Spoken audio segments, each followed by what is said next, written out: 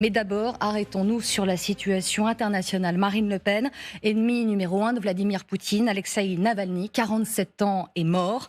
La mort de Navalny dans sa prison de l'Arctique dit, selon le président français Emmanuel Macron, la faiblesse du Kremlin et la peur de tout opposant. Le monde occidental, au complet, a condamné un assassinat en l'attribuant à Poutine. Est-ce que vous partagez aujourd'hui ? Ce qui est sûr, c'est que les conditions de détention qui ont été imposées à M. Navalny sont très certainement une des raisons de son décès. Le choix d'un emprisonnement dans une des prisons les plus dures de Russie démontre très clairement un durcissement du régime de Vladimir Poutine.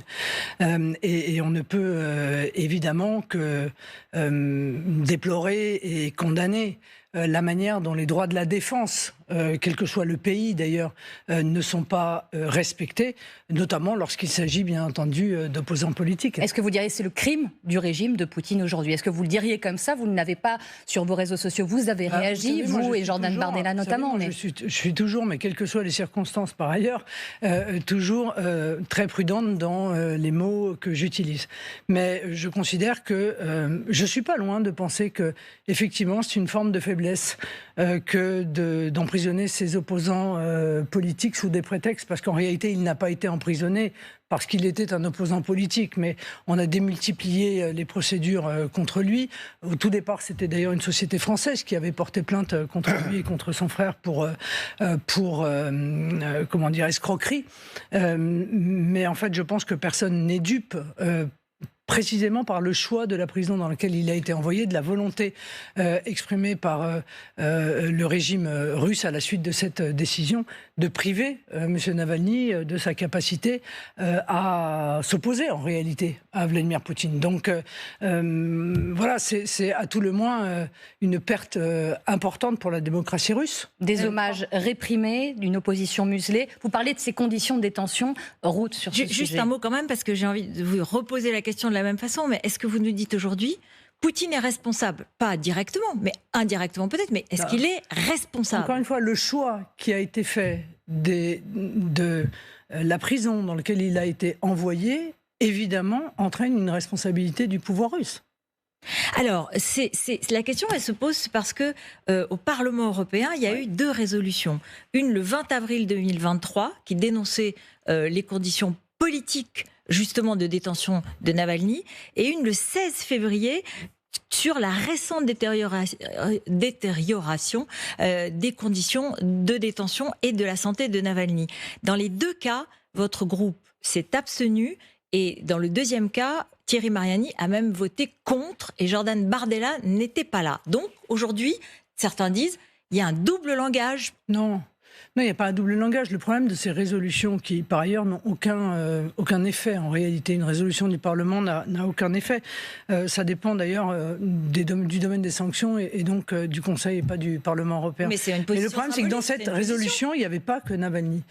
Il n'y aurait eu que Navalny que nous aurions voté. Le problème, c'est qu'en règle générale, ces résolutions, si vous voulez, M. Navalny a servi en réalité à ceux qui veulent influencer les positions des uns et des autres sur la guerre en Ukraine, à une généralisation avec des propos qui sont extrêmement généraux, et on y met à peu près tout.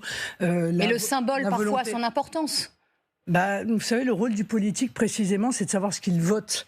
Et encore une fois, la responsabilité, ce sont ceux qui, encore une fois, se servent du cas Navalny pour essayer d'élargir et de faire avancer leur position, alors qu'il lui fallu peut-être que cette résolution, effectivement, se consacre exclusivement à lui. Vous savez, moi, j'avais été interrogé en février 2021 sur le cas Navalny. J'avais déjà exprimé le fait qu'il était relativement vain de dire on va s'ingérer dans la justice d'un pays étranger qui, par ailleurs, ne fait pas partie de l'Union européenne. Donc, il faut arrêter de faire croire aux gens aussi qu'on a absolument tous les pouvoirs. Mais j'avais très clairement exprimé que j'étais toujours du côté de la préservation des droits de la défense, et y compris, bien entendu, quand il s'agit d'opposants politiques. C'est aussi la raison pour laquelle j'ai 2 fois réclamé que M. Assange puisse bénéficier du statut Lui, il avait appelé... du droit d'asile, puisse bénéficier du statut du droit d'asile. M. Navalny, il avait appelé à ce que vous ne soyez pas élu en mars 2022. il avait fait un texte pour dire attention, j'appelle les électeurs potentiels de Marine Le Pen à ne pas voter pour elle. Parce qu'il y a des relations troubles avec la Russie. Mais Madame Écrief, je conteste formellement ces relations troubles, vous le savez. Une commission d'enquête a été mise en œuvre. Elle a révélé que l'intégralité des institutions qui sont là pour surveiller les ingérences possibles à l'égard des partis politiques, l'intégralité de ces institutions, que ce soit la DGSI, la DGSE, la Commission nationale des comptes de campagne, a indiqué qu'il n'y avait pas d'ingérence, à l'égard d'ailleurs d'aucun parti politique français de la part de la Russie, encore moins d'ailleurs d'actes de corruption. Mais le fait que M. Navalny ait été contre moi ne change strictement rien à la position qui est la mienne. Enfin, Dieu merci par ailleurs. Quand on a des principes, on les applique aussi à ceux qui vous combattent politiquement. Si on élargit, Marine Le Pen présidente, quelle diplomatie construit-elle vis-à-vis de la Russie, un pays qui tue ses opposants, vous nous l'avez dit, un pays qui agresse son voisin, l'Ukraine, un pays qui orchestre des campagnes de désinformation contre la France notamment. Oui, alors des pays qui orchestrent des campagnes de désinformation, il y en a hélas beaucoup. Donc sur la Russie, on peut quand même quelle est votre position vis-à-vis de la Russie actuelle, celle de Poutine? Non, mais de manière très claire, notre position n'a jamais changé. Nous considérons que la France se doit de conserver des contacts diplomatiques avec tous les pays du monde. Voilà, c'est une vision qui est certes différente de celle qui est choisie aujourd'hui. Pourquoi ? Parce que précisément, il faut être capable... Le pouvoir actuel a entretenu des relations avec Poutine jusque très tardivement. Oui, mais d'ailleurs, je l'ai soutenu, le pouvoir actuel, lorsqu'il a fait cela, parce que je crois que le fait de se couper diplomatiquement de tous les pays, et particulièrement des pays qui peuvent poser problème, c'est sur la méthode, mais c'est s'empêcher de pouvoir avoir une action diplomatique pour obtenir aussi quelque chose. Car après tout, sur le fond, Madame Le Pen, n'aurait-on pas pu obtenir peut-être précisément le retour de M. Navalny par une action diplomatique dans un pays européen, la France ou l'Allemagne dont il était parti, si tant est qu'il l'ait voulu, car on doit quand même constater le courage qui a été celui de M. Navalny, car il était en Allemagne, il aurait pu rester en Allemagne, or il est volontairement retourné dans son pays pour mener... Ce qui lui a causé d'ailleurs en plus... Vous voyez, même si encore une fois M. Navalny s'était opposé politiquement à moi je considère que ceci mérite encore une fois d'être salué. Toute simple. Est-ce que vous considérez la Russie comme un pays hostile ? Mais aujourd'hui, la Russie a violé le droit international.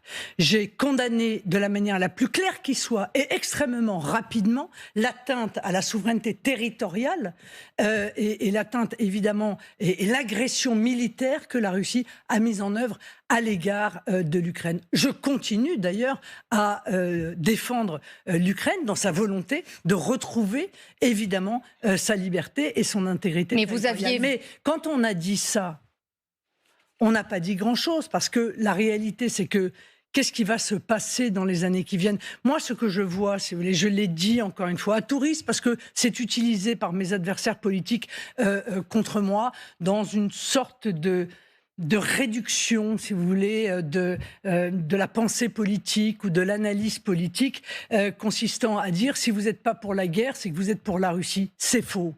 Voilà. Moi, la question que je pose, c'est qu'est-ce que l'on cherche à faire ? Parce que l'on sait pertinemment que l'Ukraine ne peut pas gagner la guerre sans l'OTAN. Voilà. Ça, c'est une certitude. Donc, quel est l'objectif ? C'est continuer ce massacre, parce que la réalité, c'est que derrière ce mot guerre, qui est probablement la chose la pire qui puisse arriver à un pays, la guerre, c'est la chose la pire qui puisse arriver à un pays, eh bien, il y a aujourd'hui, au moment où je vous parle, manifestement, 500 000 morts ou blessés dans ce conflit. On continue cela ou on cherche les voies d'un règlement pacifique, évidemment, en tentant de préserver, encore une fois, au maximum les intérêts de l'Ukraine. Mais Marine Le Pen... Alors, c'est une vraie question parce que, si on livre des armes... Tenter de préserver au maximum les intérêts de l'Ukraine, c'est pas très rassurant. Mais oui, mais le principe d'une paix négociée, Monsieur Langlais, c'est pas la position du gouvernement ukrainien. C'est une ukrainien, négociation. Bien sûr. Ça veut dire qu'il va falloir donner des choses à la Russie. À ce moment-là, il faut gagner la guerre. Totalement. Mais encore une fois, pour gagner la guerre... C'est pas la bonne option ? Non, parce que, encore une fois, on ne peut gagner la guerre que si l'OTAN entre en guerre. Elle est de fait C'est pas la bonne option. Indirectement. La réponse, non, non, je ne souhaite pas, moi, que l'OTAN entre dans cette guerre. Car si l'OTAN entre dans cette guerre, nous entrons dans cette guerre et nous envoyons... nous envoyons nos soldats. Parce que, encore une fois, ceux qui, sur les plateaux, disent qu'il faut faire la guerre, accélérer la guerre, continuer la guerre, ne disent pas aux Français ce que ça veut dire. Ça veut dire que c'est pas seulement notre matériel militaire que l'on met à disposition de l'Ukraine, ce sont nos soldats et les soldats des pays de l'OTAN. Marine Le Pen, je souhaite donc la mise en œuvre, parce que quoi qu'on en dise, et je suis désolé d'être obligé de dire la vérité, mais ce serait quand même une troisième guerre mondiale. Est-ce que je le souhaite ? Non, évidemment, je ne le souhaite pas. Mais je ne souhaite pas non plus que l'on maintienne en quelque sorte l'Ukraine dans une situation de guerre permanente qui pourrait durer 5 ans, 10 ans, 15 ans, pour finir par faire de l'Ukraine ce que les Russes souhaitaient faire et qu'ils ont échoué à faire lors de leur première offensive, c'est-à-dire effondrer ce pays qui a déjà perdu, encore une fois, quasiment une génération entière de jeunes hommes, qui est en partie totalement détruite, dont une grande partie de la population a fui le territoire et probablement ne reviendra pas. Donc, je veux dire, préserver l'Ukraine, c'est aussi avoir cette pensée-là. Alors, je comprends que être binaire, c'est plus simple sur les plateaux. On essaye de se positionner dans le camp du bien ou dans le camp du mal, en trompant, je pense, une partie de ceux qui nous écoutent. Moi, j'essaye d'avoir une approche pragmatique des relations qui doivent être celles de la France et de préservation aussi de l'Ukraine et de la population ukrainienne. Emmanuel Macron a reçu ce vendredi Volodymyr Zelensky, le président ukrainien, juste pour... Dans la continuité de ce que vous demandez, François, il fait une erreur, selon vous, Emmanuel Macron, en ne contactant pas, en ne reprenant pas contact avec le président russe Vladimir Poutine ? La réalité, c'est que l'Union européenne, qui s'est attribuée en quelque sorte un pouvoir diplomatique, a tué les possibilités diplomatiques des pays membres de l'Union européenne. Aujourd'hui, il y a des discussions qui sont en cours.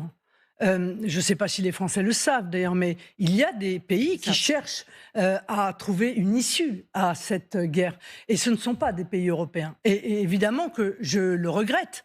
C'est la Turquie, c'était Israël avant le 7 octobre. Un certain nombre de pays du Golfe également sont en discussion. Donc est-ce que les décisions doivent être portées par des pays qui ne sont pas de l'Union européenne alors que l'Ukraine est voisine de l'Union européenne? C'est assez malheureux, encore une fois, et c'est la démonstration peut-être qu'on aurait dû laisser les pays de l'Union européenne développer leur diplomatie plutôt que de confier ça à Madame von der Leyen. Je le disais, Zelensky reçu vendredi. Un accord de sécurité avec Emmanuel Macron sur 10 ans a été signé, qui a promis jusqu'à 3 milliards d'euros d'aide.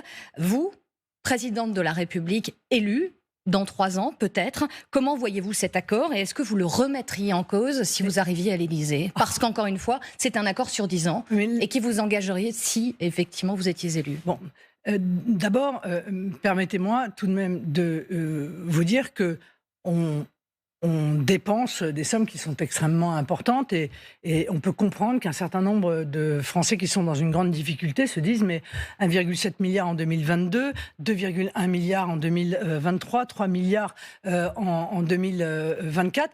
La question reste quand même majoritaire. Oui, la question est pour faire quoi ? Je reviens à la question de tout à l'heure. Quel est le but de cette aide ? Si le but de cette aide, c'est de positionner l'Ukraine en position de force pour entrer dans une négociation, oui.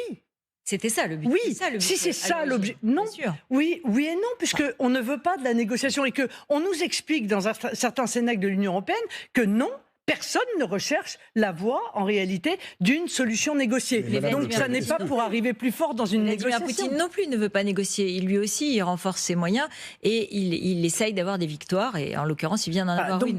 Donc c'est tout. Si c'est ça, oui, il faut évidemment continuer. Si c'est pour entretenir, encore une fois, une guerre de 100 ans qui va laisser l'Ukraine totalement exsangue, je pense que ça n'est pas, encore une fois, une bonne chose pour l'Ukraine. Mais Madame Le Pen, il y a quand même un autre but à cette guerre.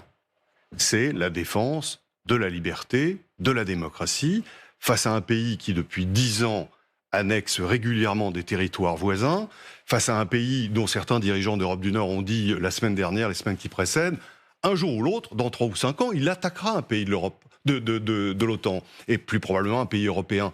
Donc, est-ce que vous reconnaissez la validité de ce but de guerre ? Non, mais d'abord, si vous voulez, je ne me sens pas tenu par les... C'est nous qu'on défend aussi. Non, mais d'accord, mais Monsieur Langlais, moi, je ne me sens pas tenu par les déclarations guerrières d'un certain nombre de pays dont je comprends que leur histoire les pousse... Et leur géographie. Extrêmement, bien sûr, extrêmement inquiets à l'égard de la Russie, mais dont l'objectif est aussi de mobiliser, évidemment, autour de cette qu'on défend la liberté, qu'on défend la liberté avec cette Monsieur guerre. Langlais, il faut pouvoir gagner cette guerre. Or, je viens de vous le dire, ça n'est pas en livrant de manière sporadique, même si c'est de manière continue, des armements à l'Ukraine. Donc on livre les guerres qu'on peut gagner. Non, mais donc, je veux dire que l'on arrivera à permettre à l'Ukraine de gagner la guerre. Sans l'OTAN, l'Ukraine ne peut pas gagner la guerre. Donc, il faut voir les options qui sont de manière pragmatique sur la table. Or, le pire, ce serait ça en réalité.